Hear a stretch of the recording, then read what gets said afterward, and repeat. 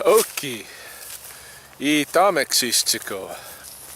It is November 24th, 2014, and it's a Monday. I'm here at Sspopiikimi. Normally on Mondays I meet with my traditional foods or phenology students to do some kind of activity in the field. Today our activity was going to be rendezvousing at Teal Lake in southern Alberta, just above Milk River by the Montana border, where we were going to go and check out the snow goose migration. Normally at the beginning of Iitaohkanaiko'kotoyi Niitahtaistsi, which is the moon that we are just entering the first sliver of, when the rivers freeze over. Normally at the beginning of this moon there's a huge number of snow geese amassed on Teal Lake on their winter migration route. Today, however, the lake was totally frozen over. I had no expectation of that. I know a lot of the waters here, especially the still waters like here at Sspopiikimi, it's all frozen over. You know, the pond here is iced over. It's not thick ice though, but it is ice. But Teal Lake is a different story. It's a much larger body of water, and I totally did not expect it to be completely frozen over, especially considering that we've had kind of a warmer week. We had the Chinook winds come through. Things look a lot different than they did when I was here last week Tuesday. There was still a lot of snow. Now there's no snow really. I mean, just tiny patches here and there. Everything is melted off. The temperature has been hovering around zero, a few degrees below, a few degrees above, but generally in the zero range as a medium. And so I thought we would still have the snow geese there, but ran out there this morning, and lo and behold, the entire lake is iced up, and that is certainly the signal for the waterfowl to leave. So the waterfowl migration, I normally, witness a bit more of it than I did this year. This year things happened so swiftly. We got the week of 20 below weather there a couple weeks back, and that was it. Everybody had to leave because the food source is cut off. So no snow geese, and since I got back to town here and I had a few hours to do something with, I decided to come out and check out Sspopiikimi here on this relatively warm Monday afternoon, because I'll probably be back out here Thursday, and I'm guessing that it's going to be snow covered again by then. Our winters, we go through waves here. We get cold, snow, and then Chinook wind that melts it all off, and then cold, snow, then a Chinook wind that melts it all off. So we are at the end of the melt cycle right now, and I expect us to go back to cold temperatures tomorrow, Wednesday at latest, and Thursday to have some snow here if it doesn't already start on Wednesday. So anyway, we are in the moon, Iitaohkanaiko'kotoyi, like I was saying, Niitahtaistsi, when the rivers all freeze over.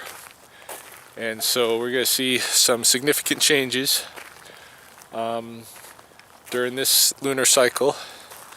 And normally what we see, one of the things that we see is that the waterfowl that are going to migrate take off, and that's already happened. So that's a little bit early this year, but to be expected because the food sources closed up.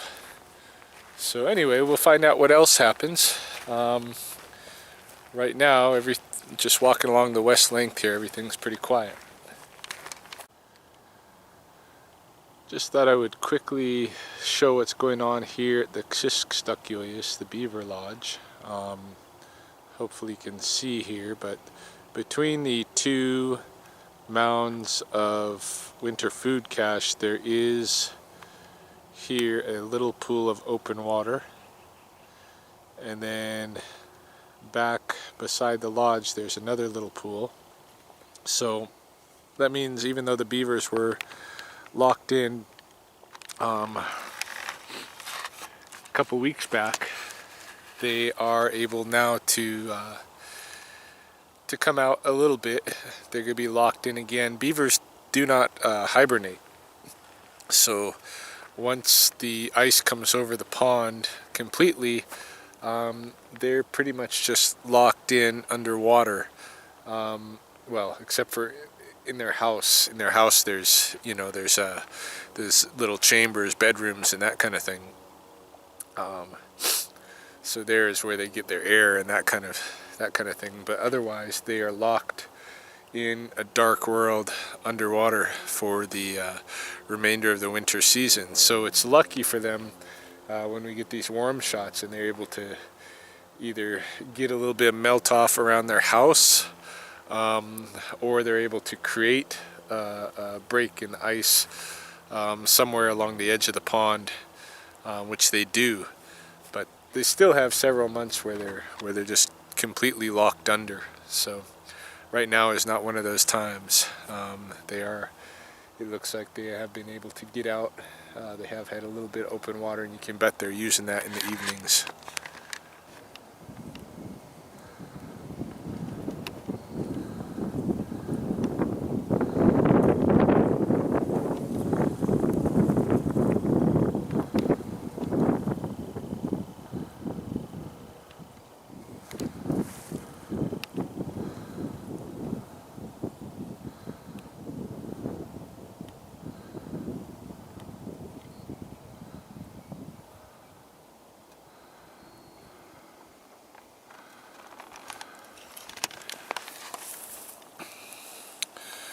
Well, so far there's not a great deal that I've noticed going on down here. As you saw, just encountered a white-tailed deer under the high-level bridge. I have seen a few magpies. I always note that people should pay attention to the magpies because they'll see, what's new going on.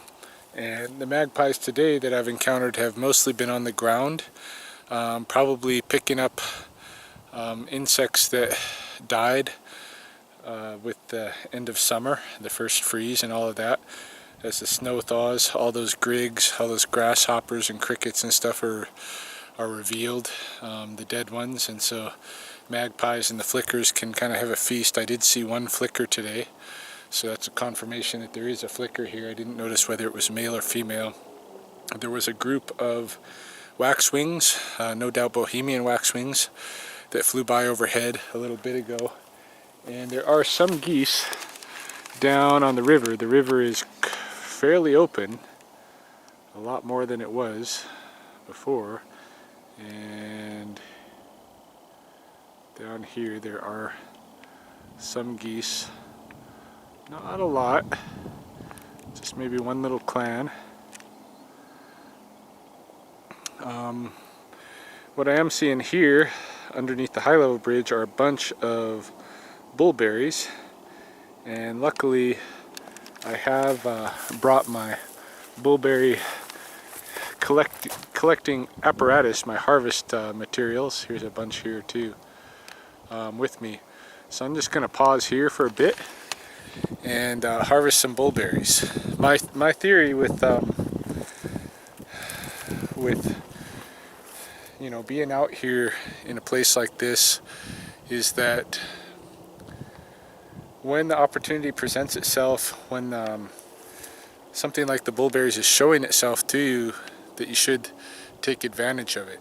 And not to do so is really like, if you come across like a grandfather, one of your grandfathers or grandmothers, out and about town or what have you, and or even just somebody and you pretend like you're not making eye contact, like you don't see them, you don't shake their hands, you don't greet them, that kind of thing.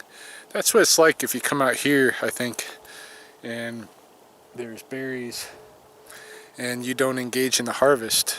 I mean, you're not being a real human being. The waxwings certainly, I mean, people will argue should leave them for the birds and that kind of thing. Well, the waxwings have been out here for a while now. They've had their opportunity. And it's not like you have to take all of them, but you should harvest some. That's part of being a real human. So I'm going to stop here and harvest a little bit. Thought maybe I'd just show this for anybody who doesn't know. If you're out here in southern Alberta, or just really the High Plains region, you might come across this thing, this kind of growth, this black growth on some of the trees, some of the little shrubby trees.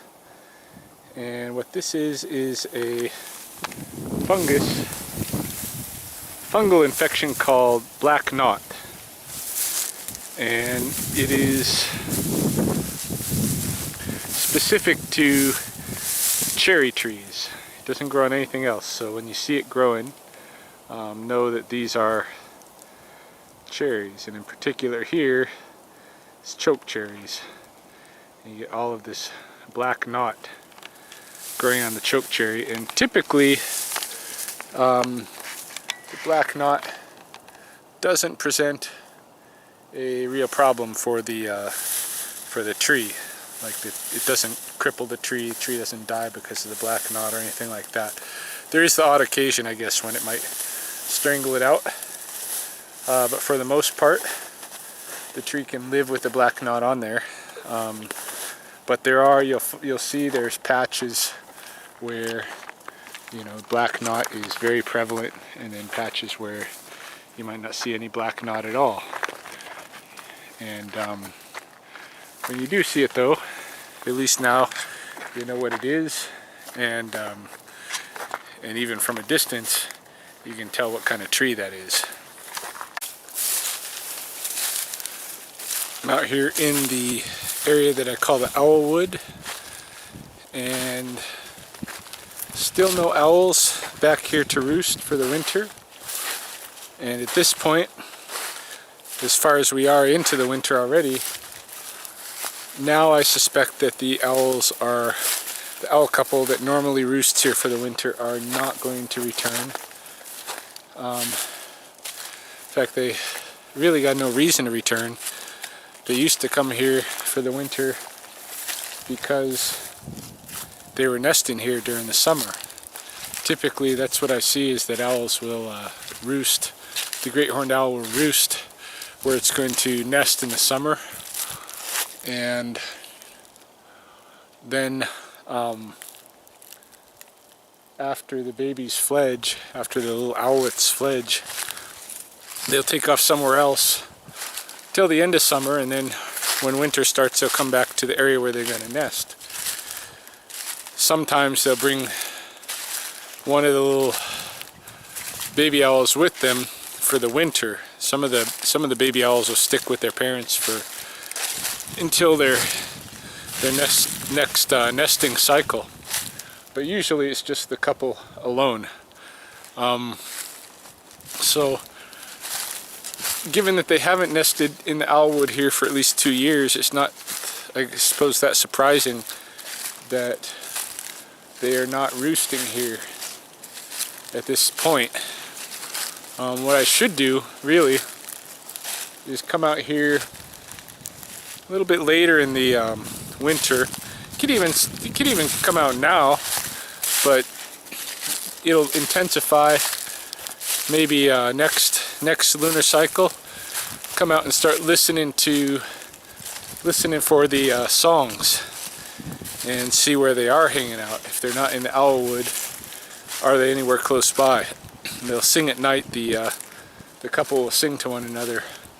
The male will go woo hoo hoo, woo hoo hoo, and the female will go woo hoo woo woo. So yeah, maybe I'll do that. But certainly they're not hanging out in the owlwood.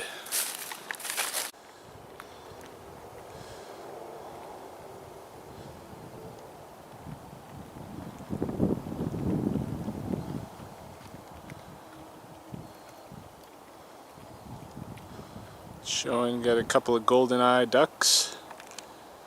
Sspopiikimi X and Blackfoot spotted ducks down here on the river.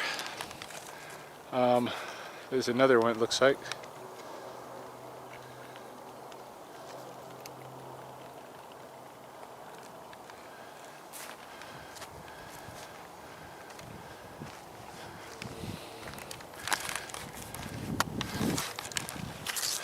Few less than last week, but I expect to see them here for the remainder of the season, feeding in whatever open water's available.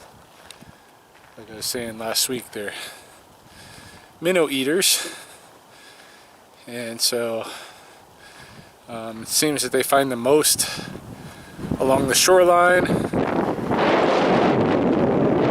and along the edge of the ice flow.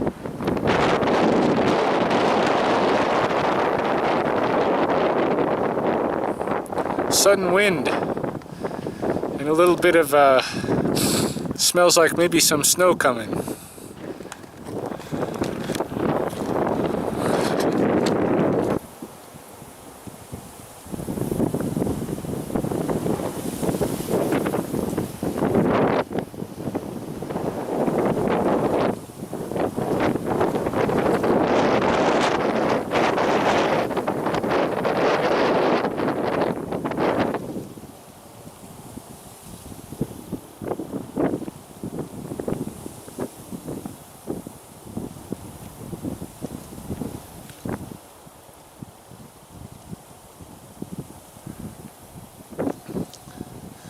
Yeah, notice we got one American wigeon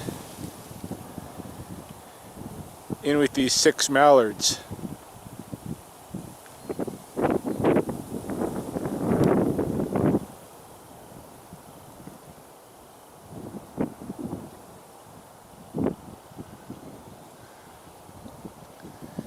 This is here at the South Pond Spring.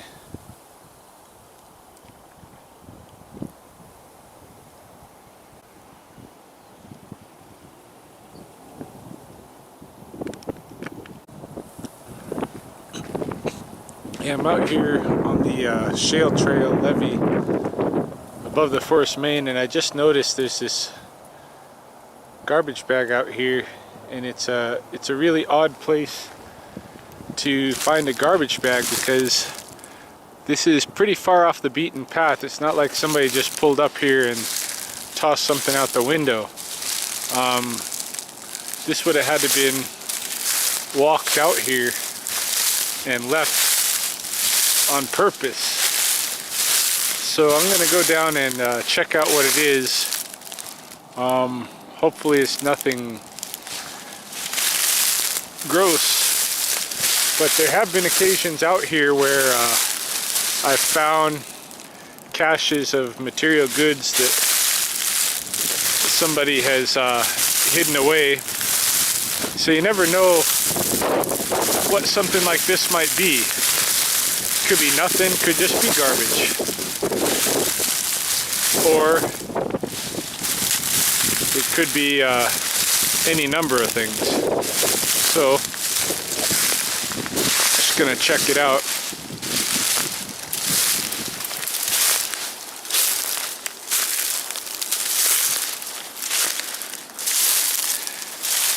It's been a pretty out of the way area here. I don't think it blew into this spot, and guess I'll have a peek here. No, it's very lightweight, so very well could have. It looks like it's maybe a tent, somebody's tent that they've just stashed here. Probably left it here as a cache to be used again in this area at some point. There are folks who will sleep out here sometimes, especially during the summer. See, there might be, some homeless people or addicts or something that'll come down here, and just to kind of have a secluded, fairly safe place. This park area is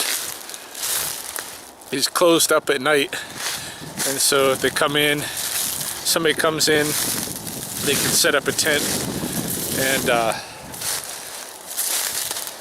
they could sleep out here and nobody's probably going to bother them. So it's a safe place, and it's a good idea actually. So it looks like that's just somebody's tent for doing that with in the warmer season, and they just cached it away for the winter, and that's cool. So just leave stuff like that alone. I'm not the kind of guy that's gonna go messing around with somebody's personal stuff out here. You know, different people are interested in different activities out here, and as long as it's not hurting anybody, as long as it's not hurting the animals, you know, what the hell do I care? But I do know people who, you know, get all riled up if there's signs of human presence left around down here. I do know people who would take that tent and throw it away. And this is a tent that probably belongs to somebody that just has zero means, and it's going to have a hard time perhaps acquiring another tent. So just leave that stuff alone.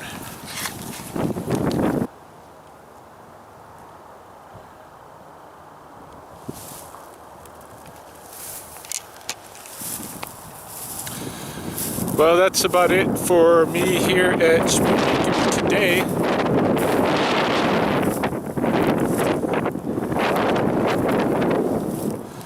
Big cold wind has come. Not really dressed for the cold. It wasn't this cold when I started off a couple hours ago. And I'm around the pond now, so I'm going to make it back to the vehicle and just head out. I apologize for the lack of nature excitement today, but there just isn't a lot of things going on. A part of it is because I'm here in the afternoon, and it's best to come early in the morning at dawn. That's really the best time to see everything, because all the animals that have slept the night, they're cold, they're freezing, they're shivering the night through. They're just waiting for that first lick of dawn so they can get up and find some food, get some energy.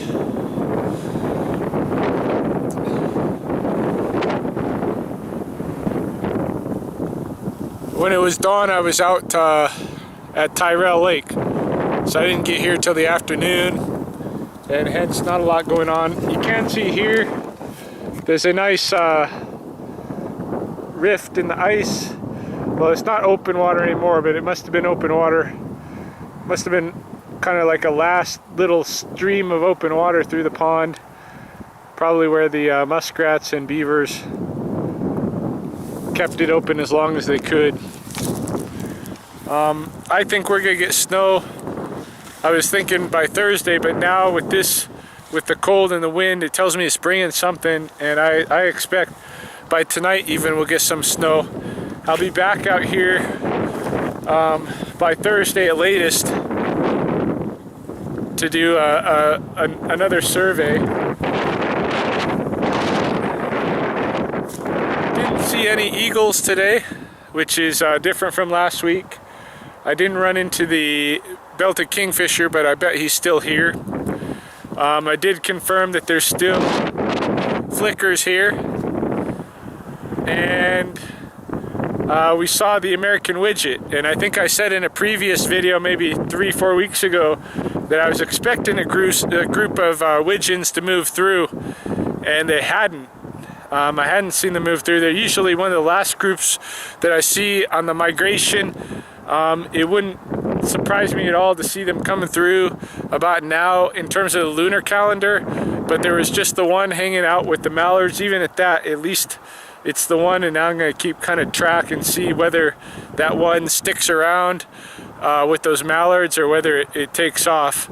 I'm surprised that it's alone and not with another group of wigeons. Anyway, that's about all that's new for now, and I should be back here in a couple of days.